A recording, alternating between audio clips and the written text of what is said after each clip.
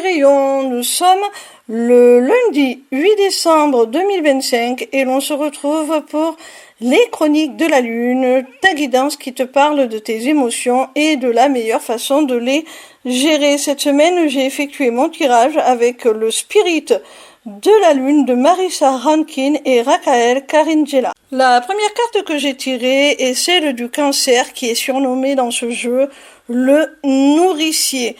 Alors, cette carte nous montre que tu es quelqu'un de très généreux sur le plan affectif. Tu donnes beaucoup, tu es débordant d'amour pour les autres. Et tu pourrais même en arriver à te sacrifier. Alors, il faut faire attention à cela, hein. C'est bien de donner, mais ne t'oublie pas, hein. On t'appelle le nourricier, donc n'oublie pas ta part dans ce que tu donnes aux autres. La seconde carte que j'ai tirée est celle de la lune de bénédiction qui te parle de satisfaction. Cette carte, elle nous montre que tu as suffisamment d'amour, de confiance en toi, de respect pour toi, pour être pleinement satisfait de ce que tu accomplis chaque jour et de ce que tu as déjà accompli. Et si ce n'est pas le cas, cette guidance est là pour te rappeler que ça devrait l'être. La troisième carte que j'ai tirée est la numéro 35 du dernier croissant qui te parle de repos. Alors mon petit rayon, il semblerait que tu aies besoin pour t'apaiser sur le plan émotionnel, pour te ressourcer, de prendre du temps pour toi, de te reposer.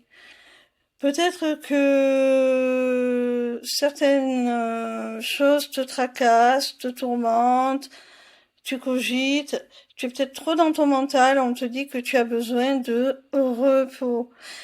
Et surtout de paix. Moi, le repos, là, je l'associe à l'émotion de tranquillité, de sérénité, de paix.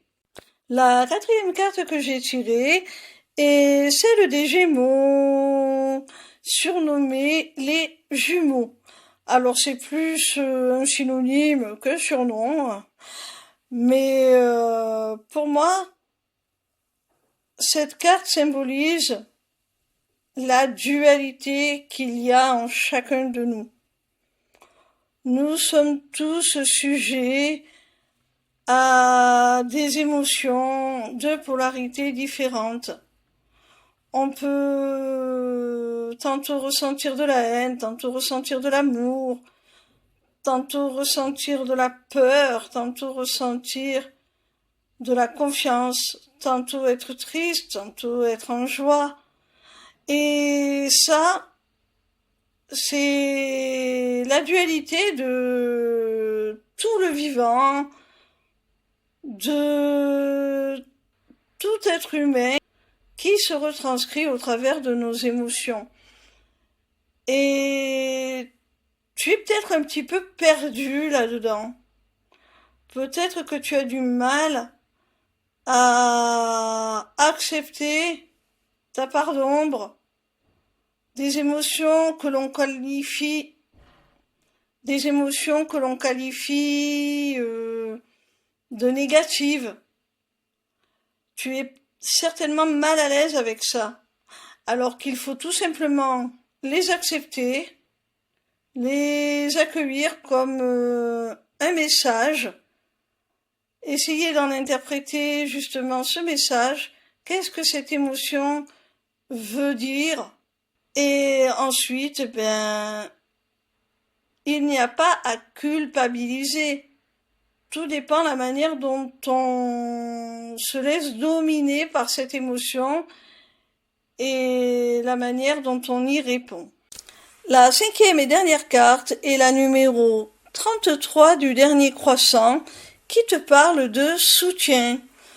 Alors, si, comme je le pressentais avec la dernière carte, tu as du mal à t'accepter totalement, parce que certaines émotions, certaines pensées pourraient te faire culpabiliser. N'hésite pas à te faire soutenir par un thérapeute, un psychologue, peu importe, afin de pouvoir effectuer ce travail sur toi-même et être en mesure de t'intégrer, de t'accepter dans ton entièreté, ton unicité.